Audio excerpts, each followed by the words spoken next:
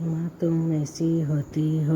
विमल बहुत परेशान था। उसे समझ में नहीं आ रहा था कि वे इस परिस्थिति से कैसे निपटे। वह अपनी माँ को बहुत दोस्त जैसा माहौल में हमें रहते हैं।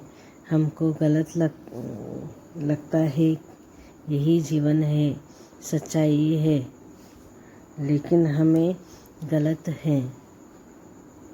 हमें अपनी सोच का दायरा बढ़ाना होगा और मछली की तरह बातों से सीखना होगा। अगर ये सीखे हम जीवन में उतार लेते हैं तो यकीनन हमारी सोच का दायरा बढ़ने के साथ साथ हमें भी आगे बढ़ाने रहेगा। से बहुत दूर भागते थे क्योंकि उसकी माँ की एक आंख नहीं थी, साथ ही उसकी कमर भी 90 अंक पर झुक गई थी। वैसे हमें अपनी काम सब खुद कर लेती है, किंतु फिर भी वे रात को विमल की पत्नी ने कहा, देखिए जी, अब कुछ करो। कल कलेक्टर साहब की पत्नी आई थी। माँ जी अपनी देसी धुनी धारा में उनसे मिली। मुझे बहुत शर्म आ रही थी बताते हुए कि ये मेरी सास है। मैंने कहा कि दूर की रिश्तेदार है, इलाज कराने आई थी। विमल को रोना आ गया, किंतु फिर भी वह चुप रहा। उसे समझ में नहीं आ रहा था कि वे क्या करें। अपने बेटे की मन स्थिति को सरस्वती अच्छी तरह से जानती थी और नहीं है। तुम्हारी देखभाल कौन करेगा? विमल ने आश्चर्य से पूछा। अरे, सब गांव वाले तो हैं और वो तुम्हारे मामा जी तो उसी गांव में रहते हैं, और फिर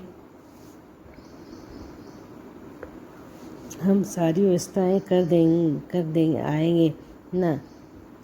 कामनी तो कैसे मन की मुराद पूरी गई हो।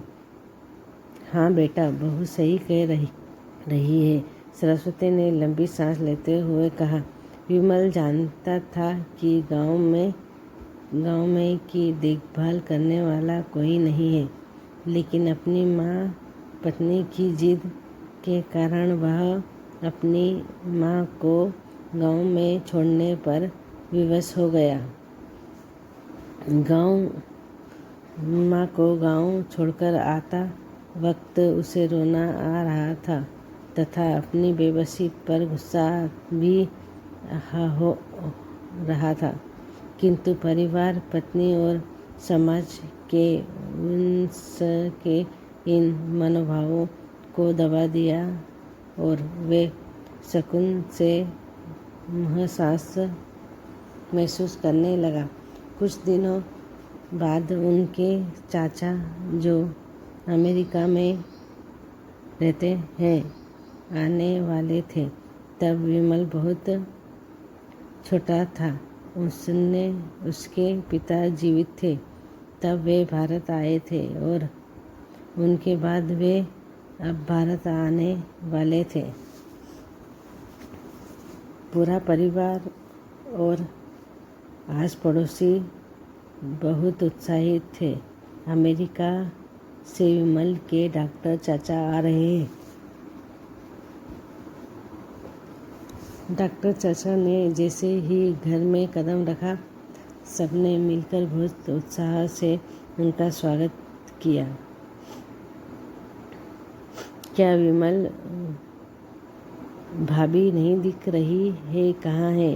डॉक्टर रमेश ने उत्साहपूर्वक पूछा। जी, वो गांव में रहती है, यहाँ उनका मन नहीं लगता। कामिनी ने स्पष्ट लहजे में उत्तर दिया। डॉक्टर रमेश ने विमल की ओर देखा तो विमल ने अपनी आंखें झुका ली। डॉक्टर रमेश सब समझ गया।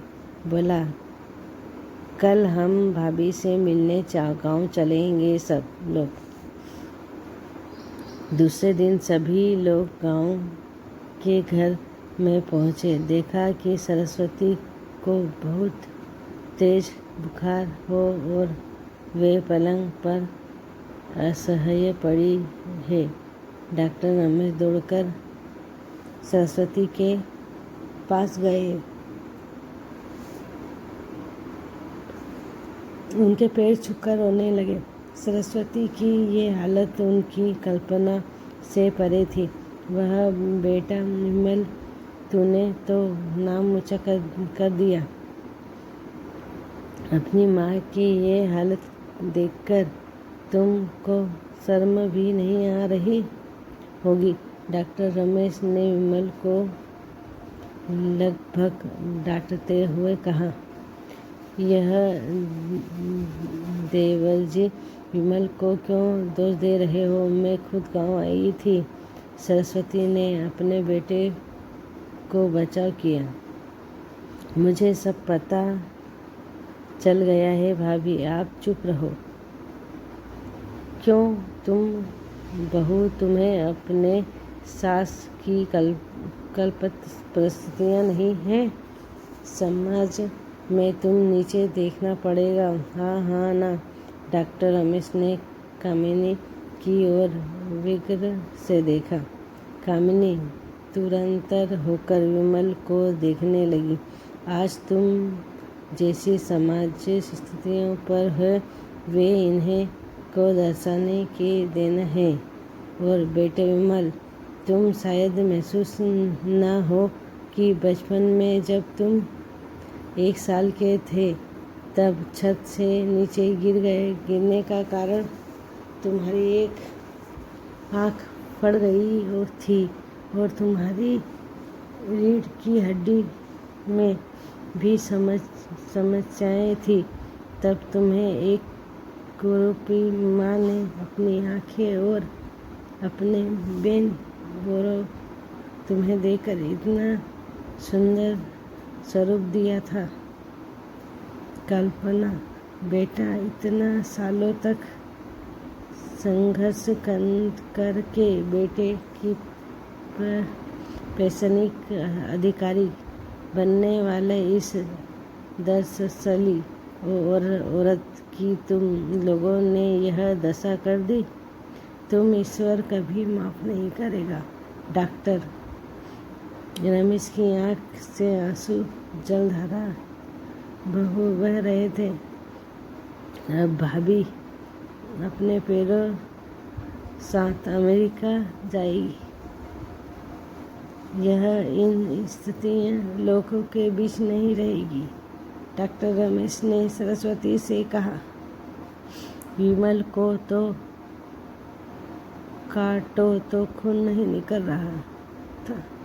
डॉक्टर रमेश जो उसके चाचा थे, उन्हें जो राज बताया, उसके बाद तो विमल को यह लग रहा था कि उससे ज़्यादा पापी इंसान इस दुनिया में कोई और ही है। नहीं, वह दौड़कर गया और माँ सरस्वती के कदम में लिपट गया। माँ, मेरा अपराध क्षमा है। मैं जानबूझकर चुप साधे रहा, आपका अपमान करवाते रहा। अब सिर्फ आप ही उस घर में मेरे साथ रहोगी और कोई नहीं। विमल ने अग्नय श्रेष्ठ से अपनी पत्नी और बच्चों को देखा। कल्पना को भी बहुत पछतावा हो रहा था, किंतु नहीं हो रही थी कि वे सरस्वती की आँखें मिलेगी। सरस्वती ने कामिनी की मनोस्थिति को समझकर उसको पुचकारते हुए अपने पास बुलाया और विमल को डांटते हुए कहा, खबरदार, जो मेरी बहू को मुझसे अलग करने की कोशिश की तो तुम ही घर से बाहर निकाल दूंगी। कामिनी और बच्चों ने सरस्वती के पैरों पकड़े हुए अपने व्यवहार पर माफ़ी मांगी और माँ का हृदय ने सबको माफ़ कर दिया।